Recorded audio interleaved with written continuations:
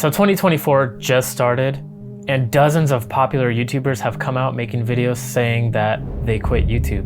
I mean, we have people like Tom Scott, Matt Pat, Stampy, Maddie Hapoya, Parker Walbeck, and Matt Diavella, and that's just to name a few. So as I watch all these videos, I have to beg the question as to why. Why are they quitting YouTube? And one of the main reasons that keeps coming up is burnout. So what is burnout? Well, burnout is simply when you work so hard for so long to the point where you realize you can't sustain that work ethic for the rest of your life. So being a small business owner, I had to beg the question, how can I avoid burnout? So I have my own small business, and pretty much what I do is every time a realtor has a house to sell, they call me and I come out and I do photos and I do video, and sometimes I'll do drone for them, and then they use that content to help market the house. So essentially I have my own small video business. Last year, thankfully, it was a really profitable year for me. I was able to do mostly everything all on my own because I only started this business a few years ago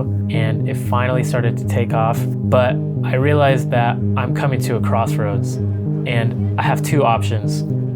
I can either scale my business and I can start hiring people. I can hire an accountant to do all my bookkeeping. I can hire an editor to do all my editing, all my videos, all my photos. I can hire somebody to go out to all these listings and do all the photos, the videos, and the drone for me. Essentially, I can scale my business by building a team and kind of stepping back and putting these people together to do a job, right? And it seems like a lot of these YouTubers have taken that route.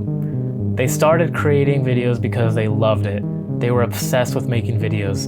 And then it got to the point where they realized I can actually make money from this. And naturally, a business, as it grows, you decide to start scaling. And after years of doing this, it often gets to the point where they just burn out because they've been managing this massive team of people to do all these jobs, and they're just not as fulfilled as they were when they first started the business, just creating videos for fun. So when you're at the fork of the road, a lot of people just choose to scale.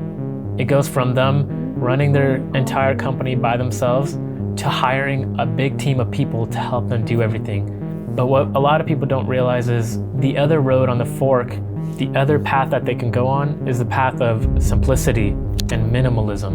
And it actually seems like a lot of YouTubers are either quitting fully because they just can't sustain that business anymore, or they're just scaling back to the point where it's just them running the entire channel again like they used to. And I had to beg the question for myself and my business because I feel like I'm at that fork in the road.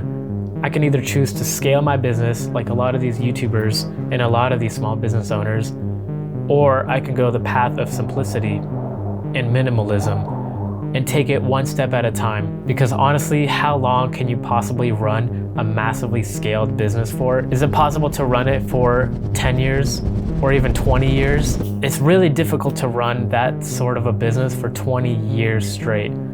People often get burnt out by year 5. That's why most businesses fail within 5 years. And what if they took the path of simplicity? What would happen? Is it possible that they still would have been burnt out? Or could they have run more and more years on that path? I honestly don't really know which direction to go. I see a lot of people going the scaling route. I mean, there's Parker Walbeck, who just sold his entire company after 5 years for millions of dollars to Landon, by the way. And he himself said he's just burnt out. He just can't do it anymore. He's not fulfilled like he once was.